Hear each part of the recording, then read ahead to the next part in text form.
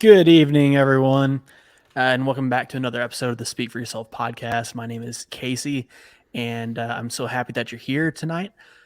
We have a returning guest, my first guest of all time. I think he was episode 2 or something like that, and we've just been trucking along ever since. How's it going, Clint?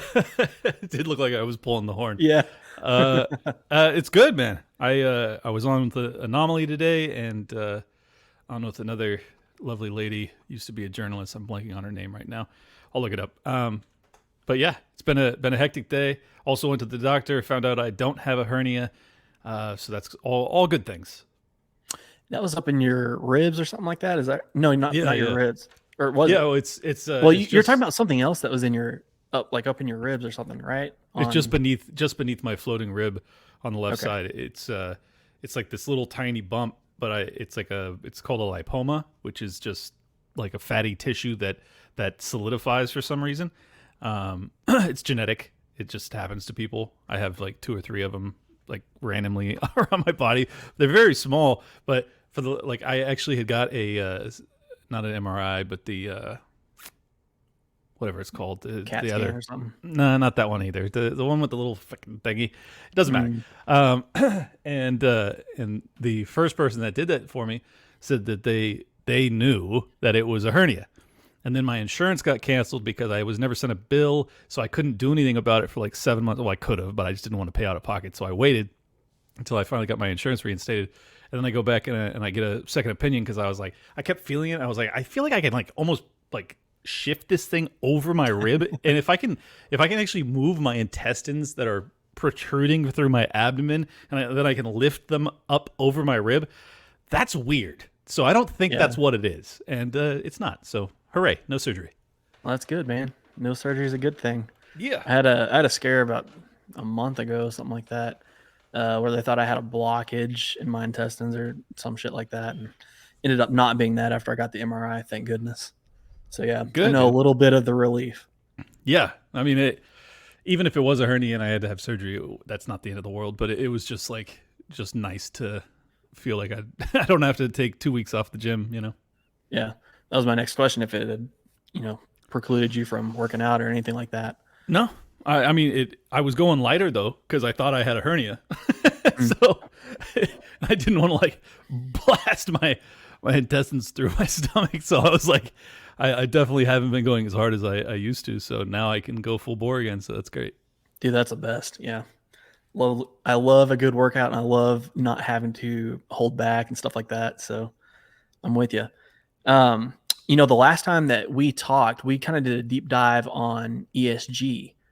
And since then, it's done a little rebranding. There's been some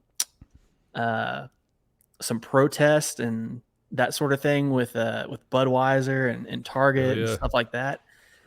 What's your take on all of that? Has it been successful in deterring the ESG part? And I mean, obviously ESG played some sort of role in those two businesses and their demise, so to speak. I mean, they aren't going to die off or anything, but the brand Bud Light seems to be. Yeah, they might. I mean, Anheuser-Busch, the parent company, should be fine just because they have I think over 100 brands under their umbrella, and they probably will be adjusting given how detrimental that was. I mean, for those that don't know and that want to downplay this and make it seem like it was nothing, Bud Light was the #1 beer in America. Okay, that's not nothing. That's a big victory against the ESG fight. And for those that don't understand it, I'll just briefly explain. Diversity, equity, inclusion is part of ESG. If you have any sort of questions or you're trying to improve upon your ESG score so that you can then get more of your shares of your stock acquired from the biggest money managers on earth, State Street, BlackRock, Vanguard, et cetera, then you can quite easily, by doing a marketing campaign that appeals to some group that needs to be included. In this case, it was the whatever his name is, her name is, whatever. What's the name? Oh, yeah. Dylan Mulvaney. Yes. I don't know what group that was particularly trying to be inclusive towards, but that's what they were doing. I think it's quite clear that's what the attempt was, because from a marketing perspective, it doesn't make a ton of sense if your brand is the number one beer in America and everyone that drinks it, for the most part, is conservative leaning, or not everyone, but a lot of the people, a huge percentage of your fan base is like country dudes. Yeah, that's like a blue collar thing. Yeah, big time. So you're not going to go after 1% of the population, or say if it's appealing to even 15 or 20% of the population. You don't do that to the detriment of your primary customer base unless you are a lunatic.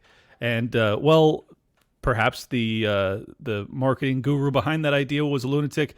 I don't think that the CEO is, and I don't think that they would have ever done this if it weren't for the ESG incentive. So they have now they're laying off hundreds of employees, which is sad, but it's as far as I'm concerned, this is what has to happen. We need to see businesses that do not put their do not honor their fiduciary duty and do not look after their investors and their shareholders first and foremost. They need to suffer terribly, and I am grateful to see it. Yeah, and I listened to your interview with Vivek, and at this point, I've listened to so many of his interviews. I'm not sure from which one this came from, but he, it was either a book or a business that he started to. I think it was a business that he started to combat ESG. Strive Capital Management. Yeah, yeah, and I thought that was a very interesting, way to do things. Well, it's necessary. I mean, what he's basically doing is creating a money manager avenue for people who are going to actually do what every other money manager throughout history has done, which is pursue the greatest returns on investment for the people that you are a fiduciary for. So, I don't think that he's very locked in on that right now, given that he's running for president. Sure. But I think that any entry, any new entrepreneurial efforts to try and undermine this behemoth is great. Yeah, and it's so weird to think of his business as part of like a parallel economy when it's been the standard model for, all of history, that sort of thing. But now all of a sudden it's not. Yeah. Well, things changed rapidly, man. It's amazing that, this idea really only took hold. I mean, it was really in its infancy in 2004. It didn't really start to even have any hold at all until like the 2012, 13, 14 arena. And it didn't really pick up steam until 2018, maybe 17, 18. And then it just became everything. Like that's an amazing adoption pace. And anytime you see something like that, especially something that's so detrimental ultimately, and so counter to what capitalism has always been about, that the government's involved. And sure enough, they were. So do you think that these strikes, since they were successful, or protests, whatever you want to call them, boycotts, probably a better word for it, given how successful they were, do you think that has deterred ESG at all? Or are they going to, because I've seen a couple of things floating around that's looking like they're going to rebrand that sort of thing and then try it again. Yeah. I mean, they already have the Sustainable Development Goals, the SDGs from the United Nations. That's a big rebranding effort, in my opinion. It's also broader than ESG. So they're going to call it that. They're going to call it, any new woke speak that you're like, that sounds weird. Yeah, that's it. That's ESG again. Like, I think that's the easiest way. Like, if it strikes you as like, why would this be in the purview of someone who's trying to sell a product? You could just assume that it's communism. Like that. Yeah. Because for me, that's what this stuff is. Especially after listening to James Lindsay, who has kind of rounded out my knowledge base about this because of his deep dives into the academic literature, which really inspired much of this. It becomes quite clear that this is not just about some sort of totalitarian New World Order thing, as much as it is that paired with communal fascism. It's communism and fascism. It's basically using fascism to get to this communist utopia.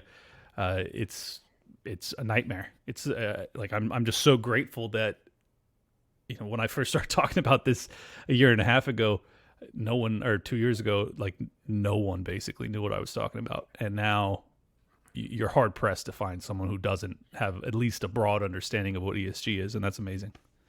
Yeah, I agree. Uh, you were probably, yeah, I think it was you were my first exposure to that. So Awesome. Yeah. I mean, I'm sure I was for quite a few people, and it's, it's just, it's so important. So I'm like, I'm not kidding when I say like, I am really, really grateful that this picked up steam. Like I could have just been the crazy dude in the wilderness, warning people about it, and it never have seen the light of day. But that's not what happened. A lot of people are now privy. I mean, all the way up to it being discussed on Joe Rogan. It's like, this is a well-known thing at this point. yeah. Well, so another thing I wanted to ask you about, and we're kind of leading up to the main topic of tonight, but one of the things I wanted to ask you about is some of these bank closures and seizures uh, by the government, like Silicon Valley Bank, and I think there's another one a couple of days after that. Um, Signature. yeah. Uh, so one of the things I wanted to ask you about is it nearly seems like when they're doing that and they're acquiring other like bigger banks are acquiring these and buying them out, they're nearly consolidating into like a couple of big banks, and that's all that's going to be left. Yeah, Um, that's the idea. yeah, I mean, that's what's so disturbing about it is like, it's under the pretense of too big to fail, and what they've done ever since that phraseology was implemented is just make those banks bigger and more dangerous if they were to fail.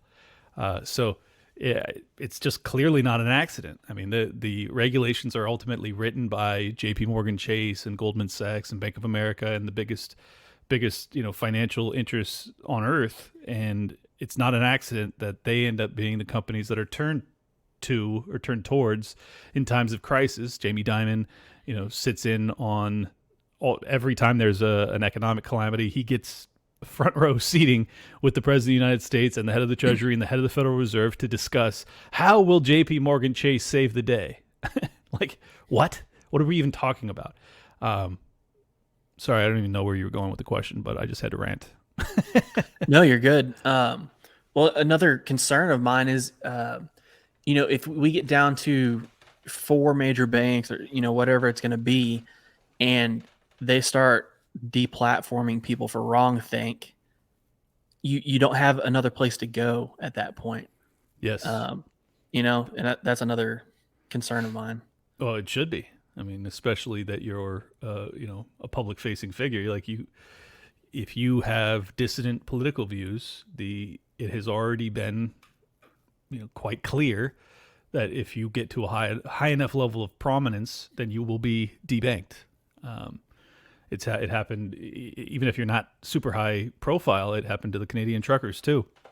And not just the Canadian truckers themselves, but the people that donated to them. It's like over 100 people, I believe, had their credit card accounts, checking accounts, everything just shut down like that.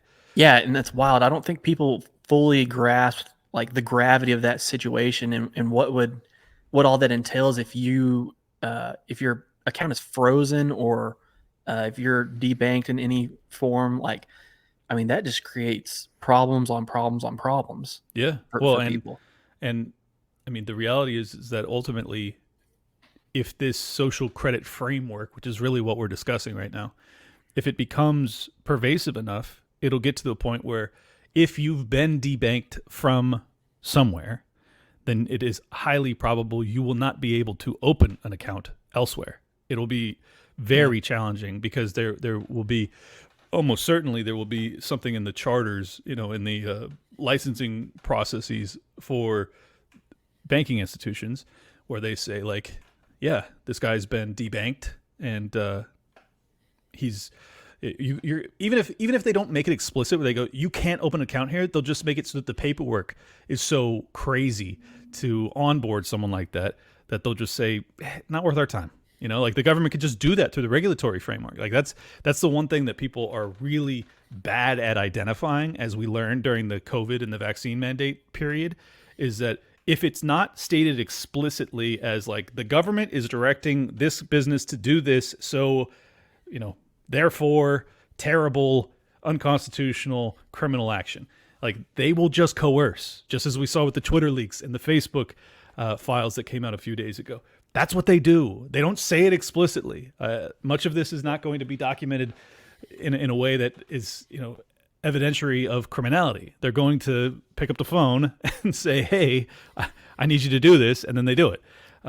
Or they it's very wink, wink, nudge, nudge, right? Sort of thing. Or even if they put it in an email, it's like, "Hey, we want you to look at this again." You know, it's still not a threat, but they'll be like, "I'm following up." You know, yeah. My first email, it said it was a recommendation. My second email, 72 hours later, where I go, "Hey, just checking up. We looked at this again. Doesn't look like you've taken any action against these accounts. What's going on?" That's not like a friendly, "Hey, what's up?" That's like, "Hey, dude, do this."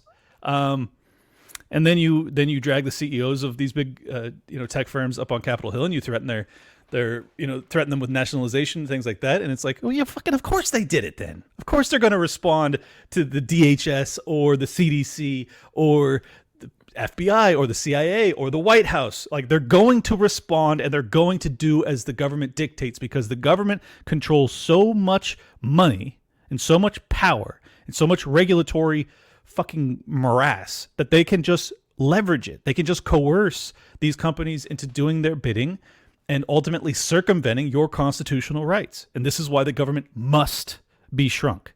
As long as they are managing and dictating where $5 trillion annually in tax receipts, that's not to include the deficit spending, and that's not to include all of the other manipulation that they have in the economy more broadly, the printing press, the manipulation of the interest rates. I mean, they are a fucking behemoth, dude. They run the goddamn global economy to a large extent.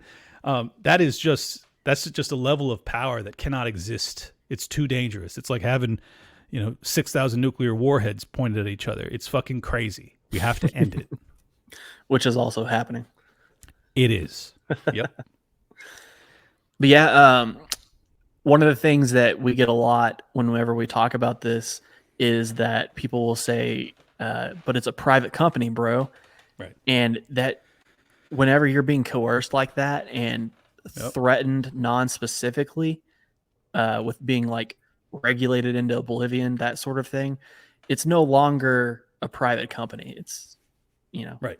Well, this is why I was so frustrated with some of the more autistic libertarians over the past 2 years since the vaccine mandates really started to roll out. It's just like, look, if a private business is being coerced, which we now know for sure that they are, but back then we didn't know for sure. We just kind of fucking knew, unless you were stupid. Yeah, we knew. We knew.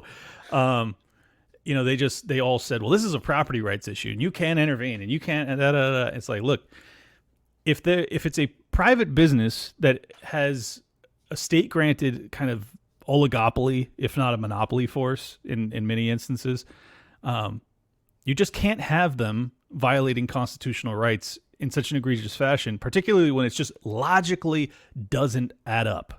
It doesn't make sense that you would have businesses making the decision by their own volition that they're going to alienate a tremendous portion of the population. It's just not. It's not. As a business owner myself for a very long time, on its face, it's illogical. And as I said earlier, when you see something that's happening rapidly and it's illogical, it's almost always catalyzed by the government. And it's frustrating that some of the libertarians were like, until they saw it in writing, they're not going to believe it. And I would imagine, even though I have all of them blocked now, even after seeing it in writing, I would imagine they're still arguing that, well, they're not threatening them explicitly in these emails, so it's still not, it's still a private business and it's still not unconstitutional. It's just like, I couldn't disagree more with those people. Yeah, it's incredible that it's going over their head, And it's incredible watching it. So I want to get to the main topic, and this is all a lead up to this. I want to discuss CBDCs. Drum roll, please. Let's go. CBDCs. Yep. A lot of my audience and people in my immediate circle, who watch this or know me may not know what that is and why it's important to know, why it is a cautionary tale, and why we should object to it with Yeah. every fiber of your being. Yes. So first off, can you tell them what it is? Sure. And I guess the status of where it's at right now in development. Yeah, I'll start with what it is. So CBDC is a central bank digital currency. It is modeled off of the same general framework that Bitcoin and all these other cryptocurrencies that have arisen over the past 15 years, most of them less than that. It's modeled in that same fashion. It's going to be an electronic currency, but the difference is that instead of having a decentralized ledger where all of the transactions are stored, it will be, and instead of having a capped supply, it will have a centralized ledger that is maintained probably by the Federal Reserve, if not the United States Treasury directly. And they will have the capacity to add to the currency supply by increasing the electronic digits that exist in the peasants' accounts. And it is, in my opinion, it is the ultimate conclusion, or the inevitable conclusion, I should say, of the death of fiat currency. They have realized that they are just not capable of managing this debt load, and they have to transition, because otherwise there will be a hyperinflationary death spiral or burn off that eliminates the economy and much of their wealth. So they're because it is so much, it is so superior to the existing system. Because to explain, or let me give a little bit detail as to why, it gives them the capacity, instead of having to run a printing press or any of that, it's all electronic. So obviously it's just like, enter a digit, here we go, boom, there you go, there's more money. But it also has the capacity for redemption, where they can extract that money and vanish that money out of existence. I hate to even call it money, because it's really not, but I'm just going to continue to use it because it's easy for people to understand. Sure. It's just like electronic symbols that mean nothing. I mean, like truly it is. But numbers out in the matrix. yeah, it's code that's just floating in the backdrop, and you're like, what the fuck is that? But it'll give them the power to essentially shut the lights off on political dissidents without any sort of reprisal, without any capacity for appeal, because the entire ledger itself is not public. It would be held privately by the federal government. So if you want to try and make an appeal to them to say, hey, you just stole my money, they're going to say, no, we didn't. And how can you prove otherwise? And the answer is you won't be able to. So it's terribly dangerous, man. Yeah. Have you ever gone back and forth with the IRS? Like, it's damn near impossible to do anything with them. And yeah, if you are lucky enough to even get a response back, it's like a 6-month thing in between letters that you write, or you do it online and then they send you a physical mail letter, that sort of thing. Well, I've dealt with that with like the Department of Real Estate in California, and that was very similar, just a bureaucratic nightmare. Yeah, there's just no way around it. Right. If they say you owe money or whatever, and you wanna combat it or whatever, it's a whole ordeal sort of thing. Yeah. Well, one thing that you said that was interesting in that that part was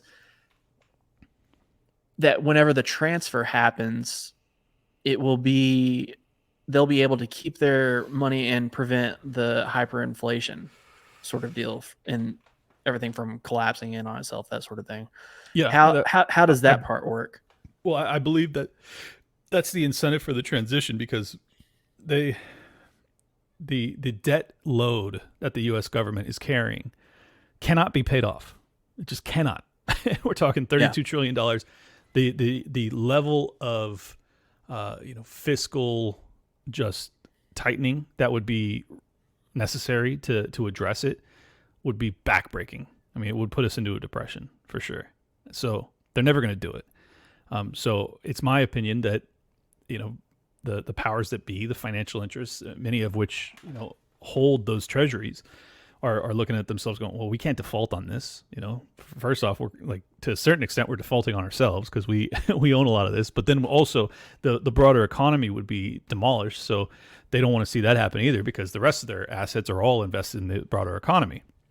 So what better con than to take the greatest con in human history and improve upon it? Because that's what the Federal Reserve is. It's the greatest con in human history. It's the capacity to dictate how much currency exists in the system and the interest rates, the underlying interest rates by which the vast majority of borrowing is predicated on. I mean, that is just an immense amount of power. So instead of relinquishing that, they're going to improve upon it. It's fucking genius. Hey, even though I hate them, like with every, fiber of my being, I can still respect the hustle. Like that's incredible. But just the fact that like this exists and a huge percentage of the population now knows about it, and they are still convinced that this is a better way to live than how it was in 1910. Wow, what an incredible con job that you have propagandized the vast majority of people on Earth to believe that central banking is to your benefit, that giving a state-granted monopoly on the creation of the most important market signal on Earth to a handful of the most powerful people on Earth, and it's to your benefit. You fucking rube you. Like, that is so crazy. But they did it. God bless them. Well, one of the things that I heard that I found interesting was the way that they're going to incentivize people into accepting this whenever it rolls out. And I've heard of two different things, and you can add on to this if you've heard of more. But one of them is that your taxes will be instant. They will finally calculate it for you, and the bad part, they'll just take it out. Gets worse than that, dude. Sort of thing. Gets worse than that. If you're not a fan of Keynesianism, it makes it so that they can, or modern monetary theory for that matter, UBI is almost certainly going to be the carrot to get people to accept this. And then when they have... Oh, really? UBI? Oh, for sure. Yeah. Okay. Because they're just going to tell people, hey, we're starting UBI. You get 2,000 fucking digital butt fucks a month. And if you don't have an account set up for it, well, then you don't get it. So everyone's going to go, well, I want my digital BFs. Yeah, well, the second incentive I was going to name goes along with that. They're going to incentivize you by doing what you just said, and then there will be a time cap on it. And if you don't make the account within the time cap, they're going to take money out of it, or you're only going to get a certain percentage of that as time goes on until you do it, until you make the transition. Yeah. And the rest of your money, like your actual bank that you have right now, same thing with that. If you don't convert it, if you convert it right on the dot, you might get, 100% or 125% or whatever. And that's going to be decreasing the longer it takes you to make the transition. But you also have to add, like, the entire concept of Keynesianism and modern monetary theory and the idea of stimulating the economy and their belief that the only way, or the only thing that's necessary to deal with the inflation that inevitably arises because of their profligate spending is to remove liquidity from the economy. And whose liquidity are they going to remove? Theirs or yours? They're going to remove yours. So if they say, hey, there's a lot of inflation, we're going to, we'll make it graduated based off of income levels, but we're going to just extract, $1 trillion out of the economy, over the next year. So like they have that power. It really removes all of our autonomy, our independence, our capacity to just be free. It's like it's game over. And then you tie that in. So it's going to be UBI, CBDC, and social credit scores, like all of it. And they all work together perfectly. I mean, like beautifully from a totalitarian perspective. Like it's just the perfect recipe for complete control. You won't even have to really worry about, fighting people or putting people in cages or putting them in gulags. It's just like, I unperson you. You have no funds to fight me. You can now no longer probably go and purchase a firearm because I'm sure at some point they'll ban that. You can't get employment. You can't get gainful employment because you've been impersoned. And like, we have some law where you can only get paid via ETF which obviously is going to function off the CBDC or the FedNow system. It's like it's a bloodless revolution stopper. Like it really is. Like it can make it so that it just completely makes it impossible for people to fight back. Yeah, and that's why this is so dangerous. Yep. Which is kind of the next thing I want to get into. The reasons that we should be against this, and that's the main big one. But if you want to get, have I not made it clear? yeah, yeah. But if you want to get more specific, they can turn off your ability to purchase items, or they can put a limit on how many of these items you can purchase. So you can take gun ammo and firearms, you can put it into that category. You can take red meat and put it in that category, since there's a war being waged against that, or starting to. You have to eat bugs this week. You've met your meat supply cap. Yeah. They'll put a cap on how much gas you can purchase per month, or how much electricity you can use per month, that sort of thing. They could just make it illegal outright to purchase fossil fuels. I could totally envision that. I mean, I'm not saying soon, but I could totally see that, because they have the Agenda 2030, and then they have some other additional, limits, net zero limits that they want for 2040, 50, things like that.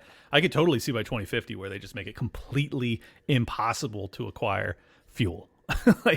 And then on the flip side of that, you have electric cars, which are ultimately, very tied into the grid and could ultimately just be recalled by the state via autopilot. I mean, it really gets creepy. It really does get to Black Mirror level. Yeah. Oh, I just started that the 6th season today, by the way. Oh, so good. Oh, is it? Nice. I haven't seen the last season yet. Dude, the first episode is so wild. Anyway, I do have a creepy story about a partially electric car. So about 9 months ago, something like that, my family and my mother-in-law went to the mountains and in New Mexico, and we went in her brand new car. I mean, she got this, like within the same week that we went, right? Mm-hmm. And it's my turn to drive. And so I'm driving, and, my wife and her mother are talking, and I'm getting involved in the conversation or whatever. And, like when you're driving, you're not paying attention to the road 100% of the time, all the time. Like, as in, your eyes can go like over here and then look back really quick, that sort of thing. Sure. And that's what happened. I looked over to see my wife saying something, or maybe it was her mom saying something, whatever. And the car literally beeped and told me to keep my eyes on the road. Oh, yeah. The car is literally watching me through the rear view mirror, like a camera there. Yep. And that is the creepiest thing I've ever come across. Which means basically that they already have facial recognition that's running on the interior of your vehicle, because otherwise they wouldn't be able to see where your eyes are and then see if your eyes are open or where they're focused. I mean, look, all of this technology is absolutely fantastic if you are able to opt into it freely, and you can opt out of it, most importantly. And thirdly, the government doesn't have any fucking control over it. Those are like the 3 requirements for technology to be a blessing to civilization. If any of those 3 prerequisites are not met, then technology is just a very fancy cage. And I'm That's a good way of putting it. I'm getting increasingly nervous that we are headed towards a technocratic, technologically advanced hellscape.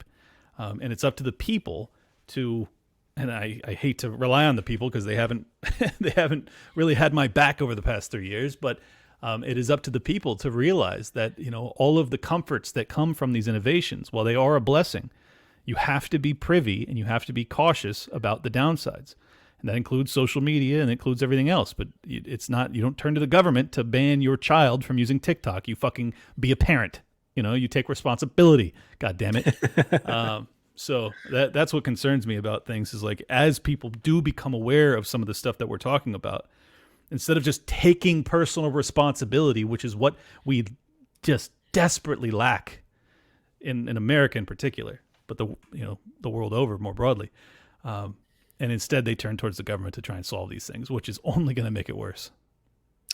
Yeah, and by the way, it is absolutely facial recognition because whenever she gets in, it has a profile just for her, and it changes all the car's settings to whatever she Yeah, likes, that yeah, sort of thing. And then when I was driving, it recognized me as a guest driver, that sort of thing. yeah. That's wild. Wild. I rented a car. I went to visit my family in California for a family reunion last month, and I rented a. It was like cheap little new car, but it was brand new. I think it was a Toyota Camry, I think. But it had intelligent cruise control where it was able to, actually sense where the vehicle in front was, and I could set it at, an adjustable cruise control where it would just maintain. So I'm driving because I went to San Luis Obispo to visit them, even though my family's from San Diego, but that's where my aunt was. So I'm driving through LA, right?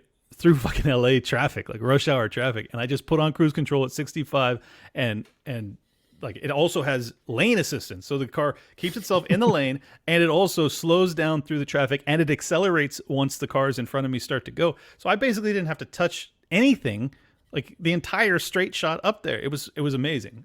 So like I'm not a Luddite. I think that these innovations are fucking awesome, but it has to be paired with a sense of personal responsibility and skepticism of state power. If it's not, then we're doomed. Yeah, for sure. And kind of back to the CBDCs and being able to control what you can buy and how much you can buy, that sort of thing. The scary part is there's just someone out there that can push a button and literally prevent you from buying these things. Like your card won't work when you swipe it on this or that item, or it's not even going to be a person that's turning it on and off. It's going to be an automatic. Here's your limits. You've been over your limit for the month, so your card will no longer work for this product. Yeah, that sort of thing. And that's the scary thing. They've already done that with firearms in this country through federal licensed firearm dealers. It's like you have to wait 10 days in many states, or 30 in some, and 72 hours in others. It's like, and then if you're a felon, or if you just can't get approval on the background check, like you may not be able to acquire one at all. And then you have the January 6ers that they they had their credit card purchase history turned over from their banking institutions to the federal government that was investigating J6, and then they did it based off of geofencing. They did it based off of anybody that had been within 5 miles or whatever it is of the Capitol on that day, and then they just backtracked it, and they said, did any of these people that were within 5 miles of the Capitol on January 6th, in their history over the 90 preceding days, did any of them acquire firearms? That's fucking crazy, bro. That actually happened. That's actually what they did to what was by and large a peaceful protest. By and large, clearly it was by and large peaceful. That's wild. That is a wild totalitarian overreach. That is illegal search and seizure. It's against the First Amendment. It's against the Second Amendment. I mean, it is just pure unconstitutionality. It's like unadulterated unconstitutionality. And people just are like, yeah, well, the government does what it does. It's like I don't know how I live amongst you people. How are people not more bothered by this stuff? It's crazy to me. Yeah. In a while back, there was an article or a leak that was saying people that purchase firearms through a certain bank, the bank handed over that list of people to the three-letter agencies. Talking about. That's what I'm talking about. It was Bank of America. Okay, yeah. Yeah, that's the case that I'm talking about. That's what happened, but it was to the J6ers. Fucking nuts, dude. Yeah, and that's why it's so imperative that whenever these things start rolling out, and well, even before that, when there's talk about it, a lot of times the government will put out a feeler, whether it's an article or a tweet or something like that. For sure. That's attention grabbing. It's a test run. They'll test the waters of what people think and what their reactions are going to be to these things. And whenever that happens with CBDCs, like, it is of the utmost imperative. You have to push back on that with everything that you have, because that is the end all be all. Everything, man. I could not agree more. I think I've said it before. It's the ultimate red line of red lines. It is pure financial slavery. And people will get upset that I'm using slavery in that way. I don't give a fuck. That's what it would be. You idiots. Yep, completely. That's what it would be. It would be pure financial slavery. So yeah, no, I completely agree with you. It has to be a galvanizing, catalyzing moment for outright rebellion, and hopefully peacefully. Yeah. And that's why, cash has been deemed the last bastion of privacy. And that's why, everything excluding firearms, cash is king on that. They're still going to track your firearms if you pay with cash, that sort of thing. But everything else, that's how you prevent, being tracked right now. If there's a limit on red meat, and you paid with cash, they can't track that sort of thing. Yeah. But with the CBDC, cash or barter, yeah. Yeah. With the CBDC, they can track that sort of thing. Yeah. They'll track everything, dude. And I mean, for the record, I think that they're largely doing that already with your credit card transactions. Yeah. I don't think that the January 6ers are the only group of people to ever have experienced that in America. Let me just make that very blunt. I think that it's the one time that we know it because they started to prosecute the people based off of it. In fact, we already know that they've been doing it to drug dealers and anybody that's suspected of a crime. But I think it's happening more broadly, and I think that it's happening to innocent people, and it's just not constitutional. And I've been harping on this repeatedly on my show as of late. It's like, if we don't have consequences for people that violate the Constitution, we're doomed, because the fatal flaw, in my opinion, as to the founders' vision for this country was that they believed that the American people would never stand for outright corruption. That they would obviously vote out anyone that was taking them to war without a declaration or without justification or with deceit and lies. They would never vote into power people who were, had an allegiance to a foreign nation like Ukraine over America. They would never do that. Or laundering money through. Yeah, exactly. Foreign. But conflict. They're doing all of that. And the American people are voting for that. And as long as that's the case, I don't know how we get through this. I really don't. And I think that, the separation of powers and the judicial remedy route is only fruitful if there is actual criminal penalties, not even civil. It has to be criminal. I'm talking bars for a long time for people that continuously violate the Constitution, egregiously so. You have to go to prison for that.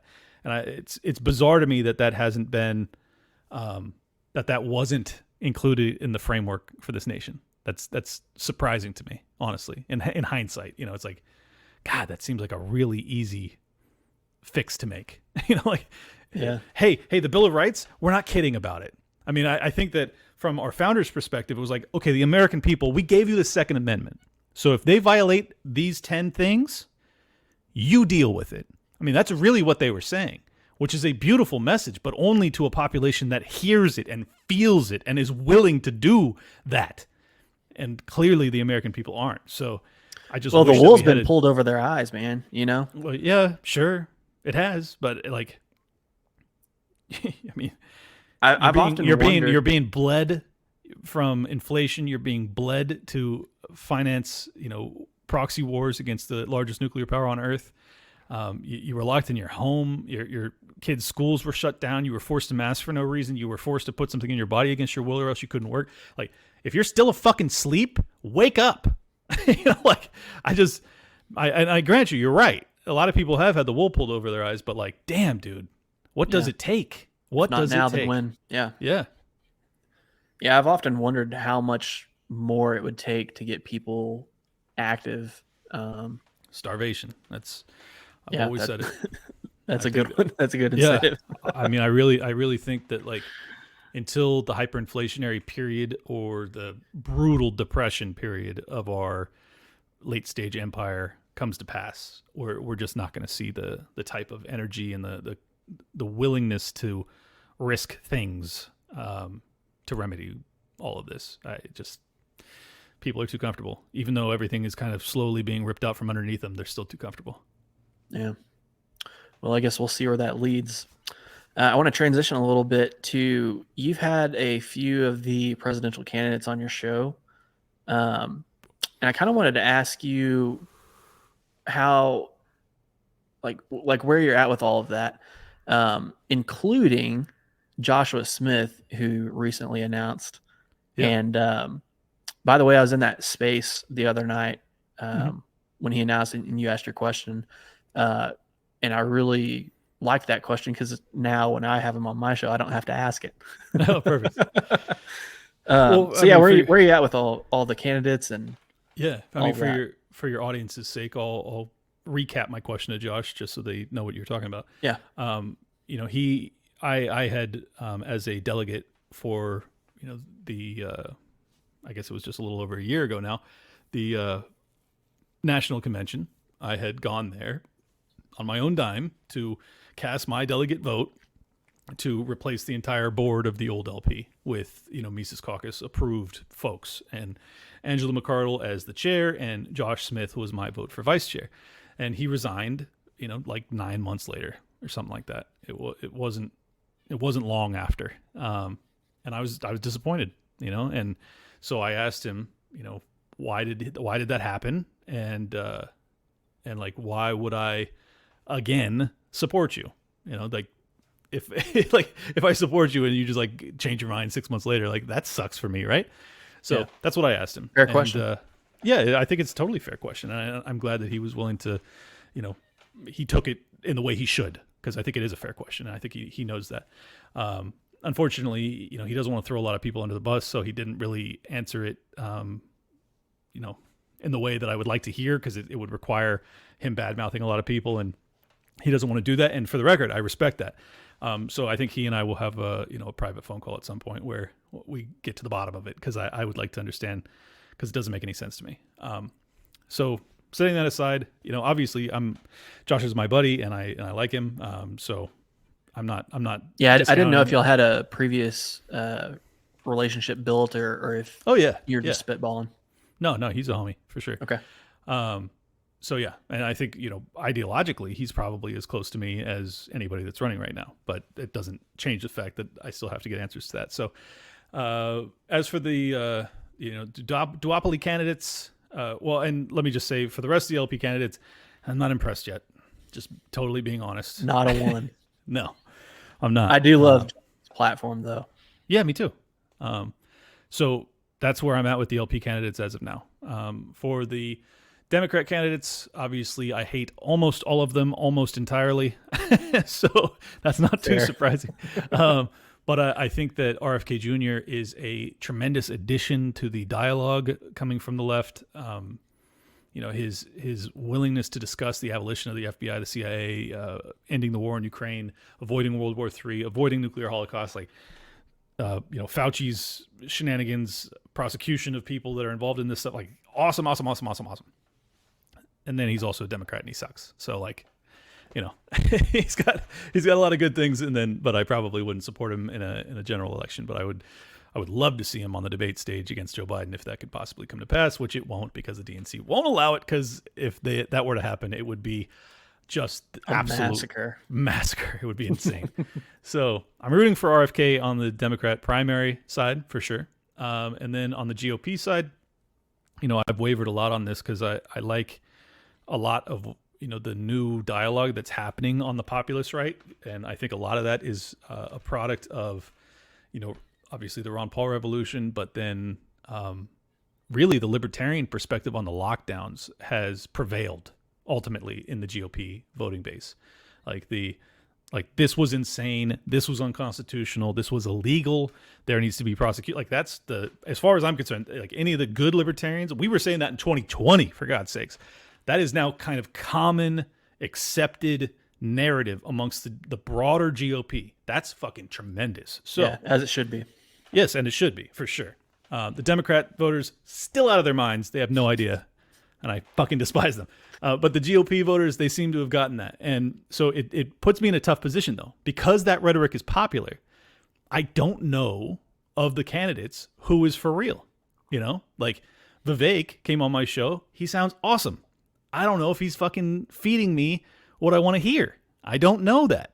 So that puts it makes it really challenging. Not RFK, DeSantis, I don't trust him on his foreign policy. I just don't trust him.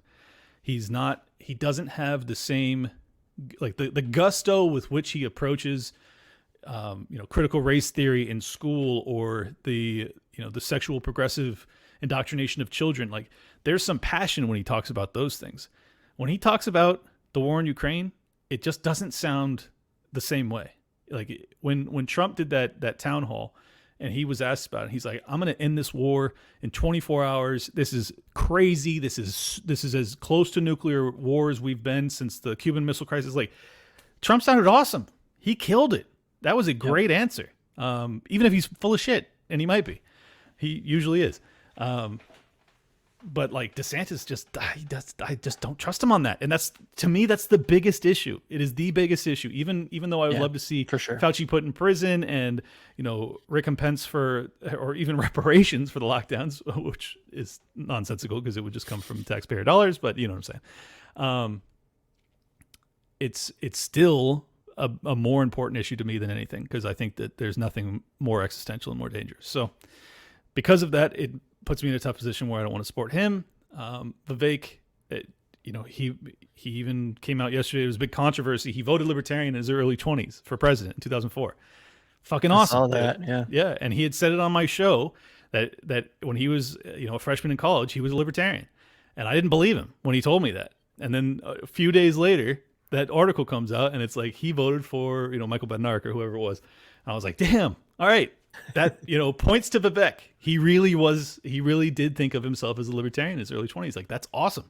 So that puts me in a tough spot where I'm like, well, maybe it's just like my sensitivity to feeling like I'm being sold something, because I hate that. Like, on a visceral level, I hate it when I feel like someone's trying to sell me something. I hate it. And I feel like the way he talks sounds like a sales pitch all the time. And I don't like that. So I have to decide, who he really is. And I haven't made up my mind there. So I think, but then he also has some really, in my opinion, bad ideas when it comes to fentanyl and the cartels. But then he has some really great answers when it comes to the war in Ukraine. But then he has some pretty sketchy answers when it comes to Taiwan and China. So it's like, it's a mixed bag. By the way, did you see that we sent $345 million in weapons aid to Taiwan today? Yep. Well, we gotta, the proxy war in Ukraine is gonna end here soon, so we gotta keep the military industrial complex fed somehow, right? I'm just, dude. We're ruled by the most corrupt. Never learn. We never learn. We are ruled by the most corrupt motherfucking establishment in American history, and I don't think it's even close. Like, it is so deeply corrupt, man. And I'm just praying. I'm just praying that people are getting fed up to the level necessary to actually do something about it. And I don't mean violently. I just mean, like, you have to hold these people to account. You have to. You cannot go, oh, Biden sucks, so I'm gonna, give Trump another roll of the dice. It's like, no, man. We gotta go with someone who actually, like, not just has the principles to remedy this, but actually has the the fortitude and the willingness of self-sacrifice, the willingness to put their own self-interest, behind that of the American people. And I haven't seen that from really anybody that's running. The only people that could be possibly true about would be RFK and Vivek. Yeah. And I just don't know about them. So. Yeah, so I kind of want to hone in on both of those guys. RFK first. I've been pretty critical online of him from the get-go, and my main issue with it was the libertarians were acting like he was like the libertarian savior and that sort of thing. And in my head, someone has to be, I think Dave Smith might have said this, but someone has to be the best Democrat, right? Yeah. So let him be the best Democrat, right, and leave it at that. But he is not libertarian, and libertarians need to quit simping for him, right? That's my opinion on it. I actually disagree with that. I think that, Really? yeah, because I think that giving public support to someone who is 70% or 60% in alignment with us in a party that is, as of recent history, maybe fucking 5% in alignment with us, like that's such a huge improvement for what will be the leader of half of this nation ideologically moving forward. I'm going to cheer for that. And I don't even make any apologies for it. Like it's we're close enough to like complete collapse civilizationally, culturally, financially, militarily, on so many different levels that like, yeah, I'm going to applaud some, just some steps in the right direction, even rhetorically. Now, that doesn't mean, and I think that that's the reason you probably got pushback on that, is that I'm not saying he's the great libertarian hope. Like, no. Yeah. Let me No. clarify a little bit. I just meant I don't want libertarians conflating him with libertarianism, right? Sure. Like if he's 60% better as a Democrat, then that's definitely something to cheer for, Yeah. But And I they think were he like, is. yeah, Yeah. No, and I think he is. I mean, I think he's maybe even 70% better. Like he's pretty good, especially with his rhetoric as of late. Now, again, I don't know what he would actually do as president. Maybe he's only 20% better than Biden, but still, because his rhetoric is probably all that he will be able to impact, because I think the DNC will ultimately rip it out from underneath him. Well, then that's all that I have. That's all I care about. I just care about the fact that he is permitting the Democrats who have reflected on the insanity of the past 3 years. He's permitting them to have a critical thought for once in their fucking lives. That's awesome. yeah, And it's sad that like people need a leader for them to feel comfortable to think for themselves, which doesn't really, that seems kind of like a oxymoron, but like that's kind of what they do. And same with Trump. Dave has also, detailed this out, where it's like Trump permitted the GOP to despise the neoconservative aspect of their party.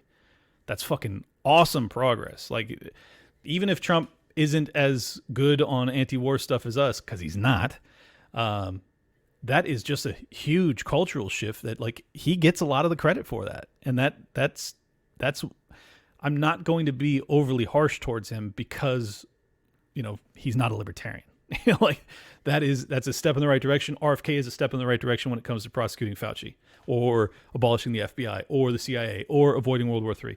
Like, just, you gotta, like, if the libertarian presidential candidate is almost certainly not going to actually wield power, well, then we have to just try and give our verbal support, or at least in my case, it would be like, some positive coverage or influence on his campaign. I think it's worth doing. I want to incentivize people to mimic our verbiage, and if I see them doing that, I want to applaud that. That's all. I gotcha. Do you think that you can give your support to both a libertarian candidate, like say Josh makes it? Do you think you can give your support to both him and one of the duopoly candidates at the same time? I can do whatever I want because I am Fair actually enough. independent. Like, I don't know that I will, but like I'm not going to box myself in. Like I've said this 1,000 times. Like, if someone's not running that I genuinely believe in on the libertarian ticket, I'm not gonna support anybody. Like, I'm just not gonna do it. Like, I am going to I'm going to do what the GOP never does to their party, or the Democrats never do to their party. I'm going to hold our party to the highest standard. I want a fucking killer in there. I want a goddamn beautiful Ron Paul, Dave Smith hybrid lunatic savage that's going to fucking shift the Overton window and shake people out of their goddamn slumber. That's what I want. And if I don't get that, then I'm not going to support you, period. So that's where I'm at on it. Well, all you got to do is file, Clint. Yeah, right. I don't want to, man. I really don't. I don't blame you, man. I wouldn't either. Yeah, it's just like, it would suck. Can you imagine a ticket with Dave and you though? Oh my God. God. I would do it. I would do it if Dave were to do it. I would do it to get Dave to do it, I should say. Like, I would absolutely run for vice to, make him feel comfortable about having a running mate that would be able to, back him up and add some things, maybe where aren't his strong points, like the ESG stuff or the financial end. It's like, dude, I would cherish that opportunity. It would be amazing. I would love nothing more than to get you two on stage Bro, with some of these duopoly candidates. we would fucking rock the world. Like, I think the earth would tilt off its axis. It would be so profound. And like, I know that sounds like I'm blowing myself, but I'm just being honest. Like, I think No, it would be. I think that it would fucking just shift the it would shift the poles on this planet. It would be so awesome. Oh God, I wish it could happen. I don't know. Maybe Dave will do it. Who knows? Do you know any insight on that at all with Dave? Because it seemed like whenever the Mises takeover was happening, that was his intention, and then everybody kind of thinks we would have heard something by now if he was going to announce. I mean, I do have some inside knowledge, but I'll keep that private. But Sure. I think that Dave is very much on the fence, and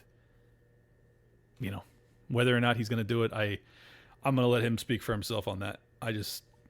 It's really not my business to spread. So I'm basically, I'll just put it like this: I am sitting patiently praying to God that he'll decide to do it.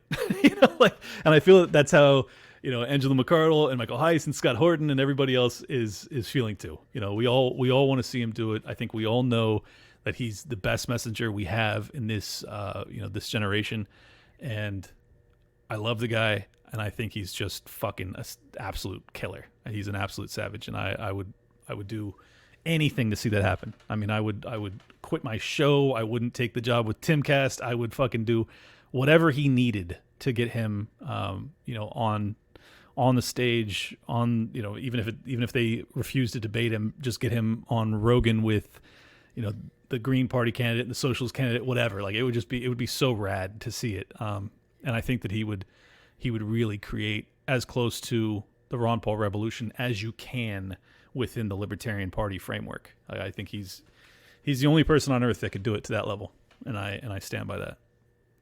Yeah, I agree. Reed was my guest on the episode before this, and he brought up a good point that maybe Dave's already doing all of that stuff without even announcing, because he's on Rogan, he's on Timcast, like know.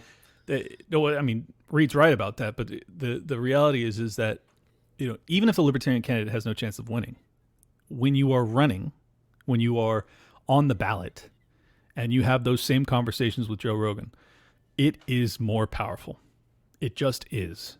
You can hate it. You can say it shouldn't be. It doesn't need to be. Everything he's saying is still just as important today as it would be if he was running for president.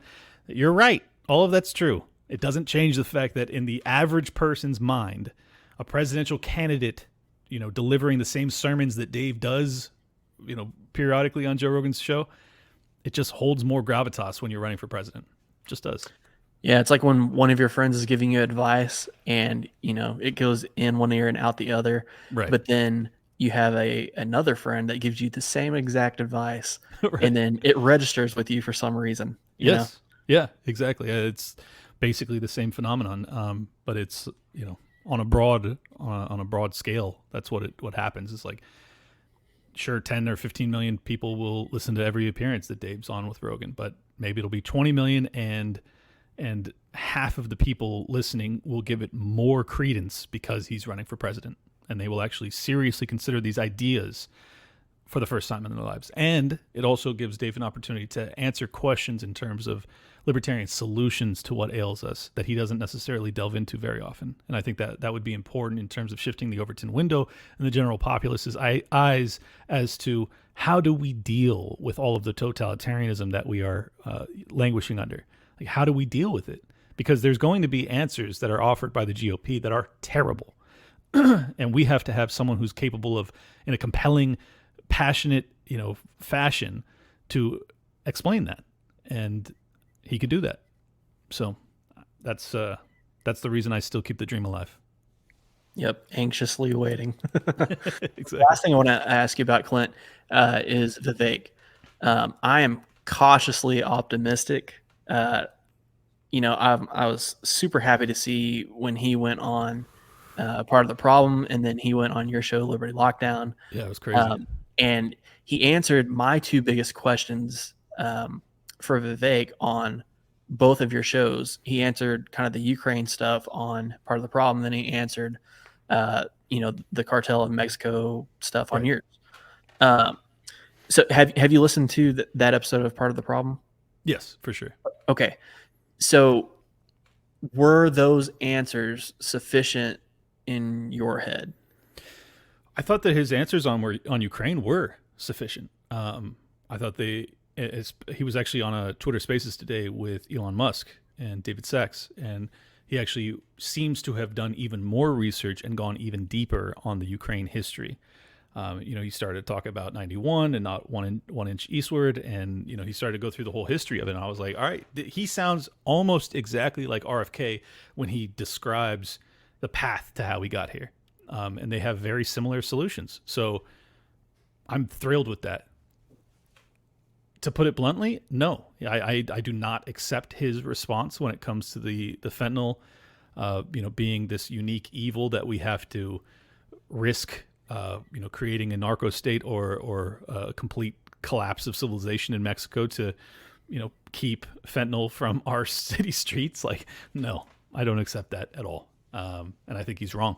So, but I do appreciate the fact that he was willing to clarify on my show that he is not a drug warrior, broad based, where he's like hardcore, put everybody in prison for cocaine and heroin and mushrooms and LSD and ecstasy and everything else. He seems to have a really sane, pretty rational approach to that, where he's like, I'm interested in, or I'm open to pass to decriminalization or legalization on a vast majority of these. And I was like, well, that's better than the average GOP presidential candidate in my lifetime. So, as I said earlier with RFK, I'm going to applaud him for not being a total drug warrior, but I think he's fucking totally dead ass 180 degrees wrong on, like we have to pressure the Mexican government to go after the cartels. Well, the Mexican government is the cartels, Vivek. So basically what you're saying is that we're going to send our military into Mexico to fight the cartels, keeping in mind that the drug trade of the cartels is managed by the cartels within this country, right? I mean, a huge percentage of the drugs are managed and sold, or at least muled by the Mexican cartels into America. So, like, do you think that they're just going to have, even though they're on our border, do you think that the war just stays in Tijuana?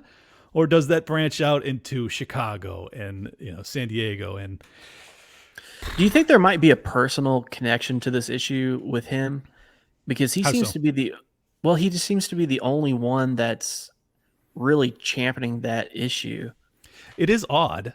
I think, here's my honest opinion. I think that he knows that the fentanyl crisis is devastating to the GOP base because so many of the poor conservative voters have lost family to addiction and to overdoses, and some of them have Ooh, died. that's interesting. Yeah. So I think that he is appealing to their better instincts because they love their family. And they've seen so many of their, almost everybody has a relative or a friend of the family that they have seen go down the drug addiction path. Even I have some. And I think that because GOP voters respond favorably, even though it's stupid and naive, they respond favorably to strong men who say, I'm going to fix this. Even if I can't, I'm going to say it. And I think that's why he's done this. That's my read. So I'm going to ask, you kind of hinted at this earlier, but I'm going to ask a little more directly. Do you trust what he is saying as far as all of these positions, or do you think he's picked up on the libertarian support and he's playing into it and telling us things that we want to hear? I think that he has libertarian leanings, and I think that he emphasizes them depending on who he's talking to. And I think that he's generally, even though he comes off as a salesman too much for my taste, I think that he's generally fairly in alignment with much of our belief system. I think that his understanding of ESG, the fact that he was writing these books, years before he ever ran for president, tells me that he understands this on a deep level, and he seems to really get it. Like he actually gets why this is a problem. I told him on my show to his face, I think he's the most intelligent person to ever run for president in this country. I think he's fucking genius level. The problem is that geniuses can be psychopaths, and I don't know for sure that he is sincere about everything he's saying. Just look at Toad. Exactly, total psychopath. So I'm reserving judgment, I guess I should say. Like I like him. I think that, if he's for real, he's top 3 presidential candidate in my lifetime for sure. But is he for real? That's what matters, right? So yeah. I just until I have a real sense of that, I feel like I can't speak definitively on it, and I don't have a real sense of it. I talked to him for 30 minutes. We've been mutuals on Twitter for a couple months. Like, that's not enough. That's not enough. Like, that's why I wanted Dave to run so bad, because I actually know him personally, and I actually know he's for real. It just makes it so tough to now go back into the arena of having to or feeling as if I should try and support someone who I don't know if they're sincere. It sucks. Do you have a preference between RFK and Vivek?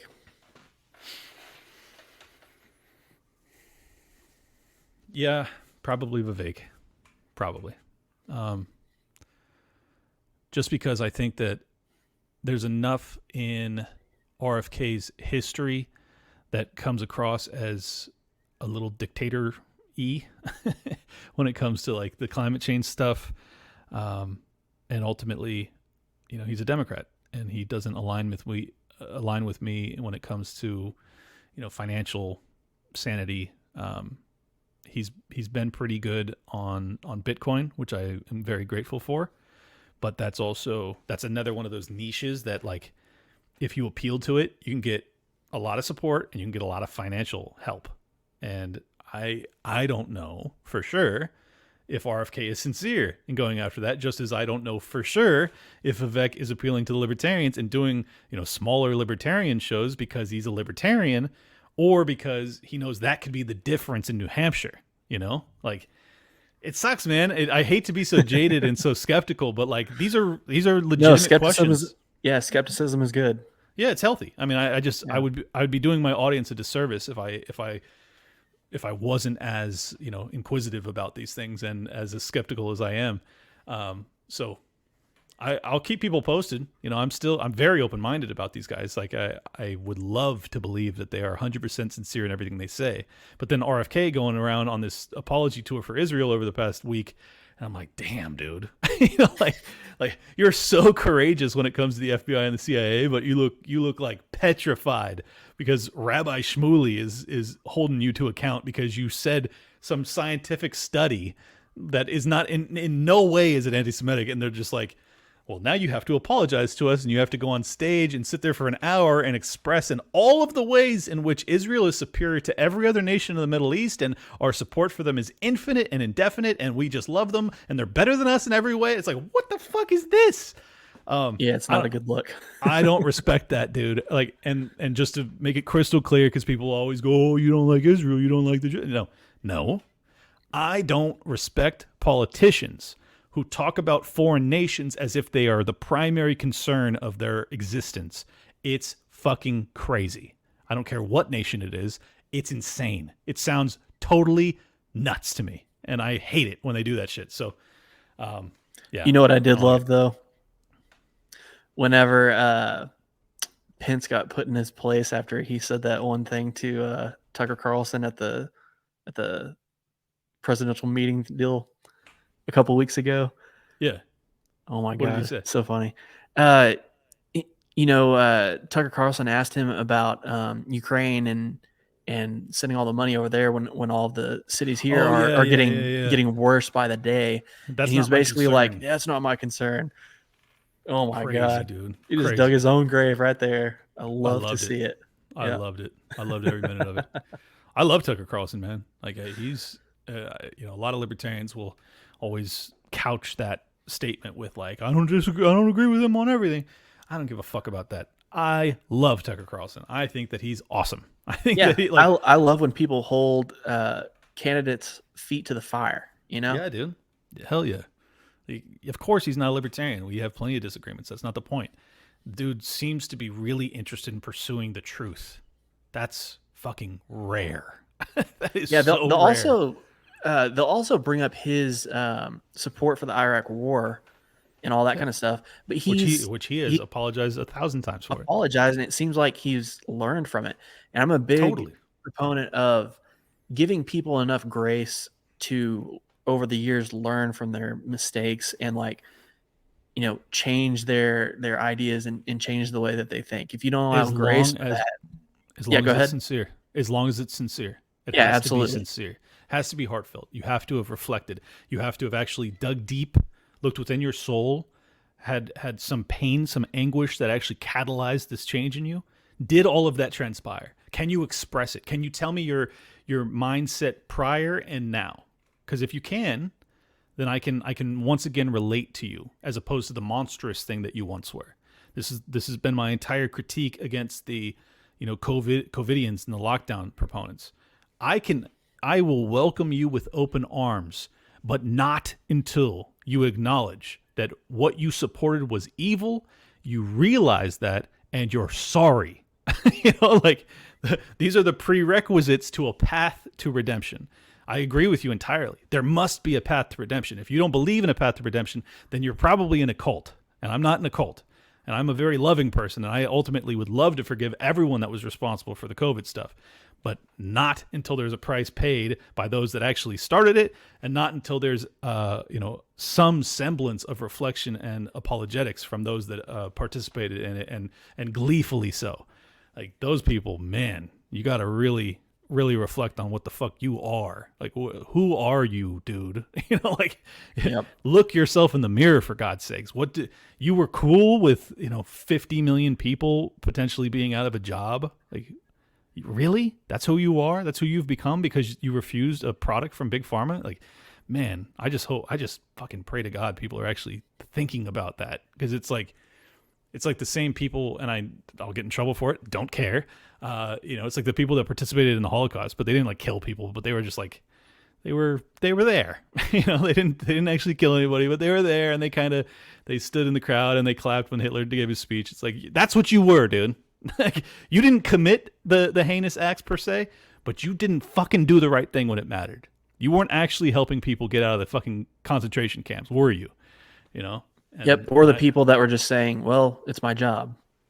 Yeah, well, those people, I think you just need to go to jail. Yeah. If it was your job to actually commit heinous acts, then you should go to jail. But if you were just one of the people that lived there, that was Aryan, so you weren't in jeopardy, you need to look in the mirror and say, why did I bite my tongue? Why did I not do more to help people? Because so few people did. And that includes the GOP, for the record. Yeah, 100%. Well, let's end on a high note, Clint. Do you want to shout anything out before we go?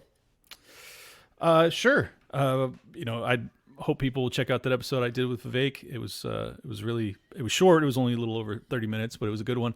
I've been doing a lot of solos as of late, so if anybody wants to check out the show, it's Liberty Lockdown on YouTube, Spotify, Rumble, Apple Podcasts, everywhere. And I will be on Timcast IRL 9 days from now. I think 10 days from now. It'll be August 7th or 8th. It's Monday, I believe. So check me out there. And Awesome. Tower Gang, if you want to see me be racist for fun, because it's fun. Are you moving for Timcast, or are you working remote for that? I would be moving if we come to terms. Okay. There was an offer made. There was a counter made. We did not come to terms. I am going back out there to discuss it again. So I hope we can come to terms, because I would love to do it more than anything, but I need to be compensated in a way that I'm comfortable with. So if it doesn't happen, I still think the world of those guys, and there'll be no bad blood. I'm not that type, but I'm just being open and honest about why there's an impasse and why you haven't seen me out there full time. But that's for those that don't know, like, the plan is for me to be in the fifth chair rotation, where I'd be on twice a week on IRL, and then I would host Poker with the Boys, and then the other aspect of it, which I don't know if he wants it to be public, so I won't say, but there was a big job I was going to take on for him, and that's where the impasse is as to running the coffee shop. something. That's awesome, man. I do want to shout out one of your other episodes too. You did a 20 or 30-minute episode on the SBV bank. Yes. And that kind of goes hand in hand with all the CBDC talk today and all the banking stuff. So that is a great episode to educate yourself on what happened there. So yeah, that was actually I think that was a Rumble exclusive, because I think that's when I was banned from YouTube for a while. So I would encourage people to check that out. If you don't understand it, it's only 15 minutes long, and I absolutely fucking just lay out everything. I think it's on Spotify too, because that's where I listen to most stuff. No, sorry, it's on all the audio places. But I'm saying, for if you're a video watcher, then I think it's a Rumble exclusive. Sweet. Well, hey guys, I appreciate you being here. If y'all will sub and like and do all that kind of stuff, it helps. Leave out a comment. Greatly. Help with the algorithms. Go follow Clint and Liberty Lockdown. Fucking jerk offs. Hit the subscription button. Don't just come here, watch me, and then leave. Hit the subscription. Hit the like button, and then leave a comment and tell him how great he is, and then find a wife in the comments, and then just be cool, and then love yourself, and then look yourself in the mirror and say, I did good today. Do that. Because you did. Yeah. All right. See you guys.